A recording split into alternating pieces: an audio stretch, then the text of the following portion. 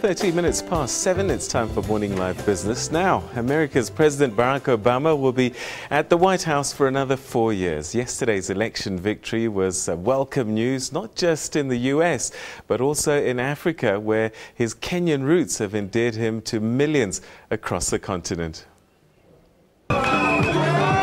In Kenya's popular slum, Kibera, the nail-biting moments are over, and now the party is on.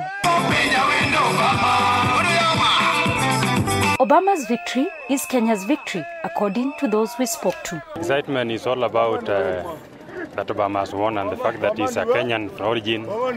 He has our blood. They are happy because of the victory we have in America now. And as they celebrated, their hopes are high. This time around, he should not disappoint Kenyans.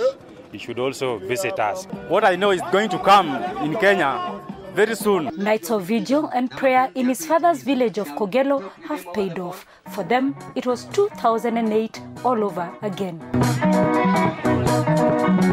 Obama's grandmother Sarah has termed the victory God's plan, and her grandson an outstanding gentleman. Sarah Kimani, SABC News, Kenya. So as the celebrations continue, the question I have is, what does this victory mean for Africa and indeed the continent in business, trade and economics? Well, to help us get a better picture of what lies ahead, I'm now joined by the US Ambassador to South Africa, Ambassador Donald Gips, who's in our Tshwane Studio. A very good morning to you, Ambassador. Congratulations on a successful election. I guess it's fair to say that President Obama remains a popular figure across the continent.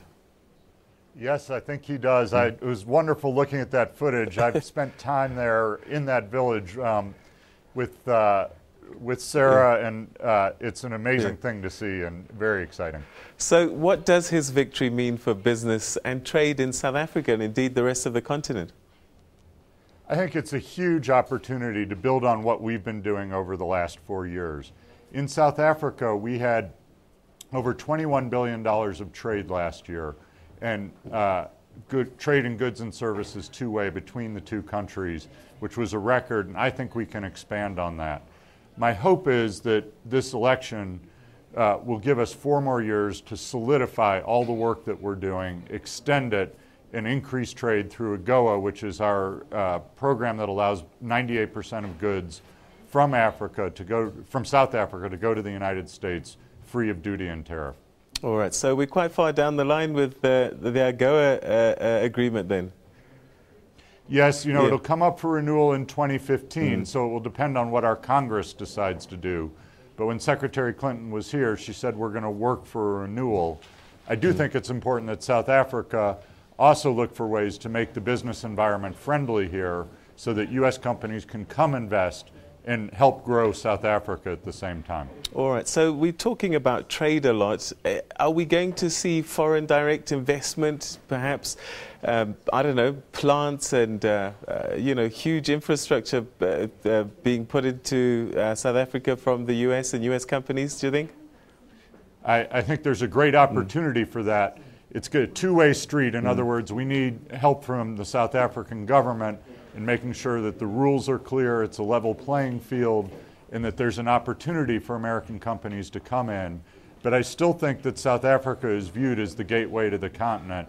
And as people look at the economic opportunity on the continent, American companies are very interested in participating. All right, so look, you know, during the election process, the campaigns, China came up quite a lot, and I'm just wondering, does America see itself as competing with China for Africa's attention? No, it's probably the question I get asked most as ambassador. We believe that there's a huge opportunity for investment on the continent, and it's going to take the Chinese, it's going to take the South Africans, it's going to take Americans, it's going to take people from around the world.